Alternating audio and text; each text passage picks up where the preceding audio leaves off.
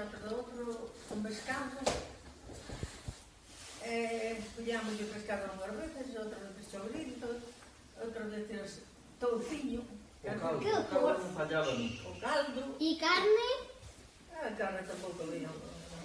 Había orella de A carne de porco. orella A había. carne de cerdo.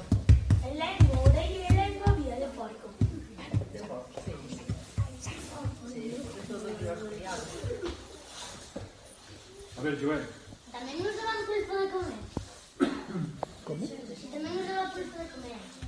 Pulpo. de comer. Pulpo. Sí. Yo non diría siquiera. Había calamar. No, no, no. Algo había, pero era por rico só. Os pobres son Os avariciosos. os avariciosos. Ni sequera o comía.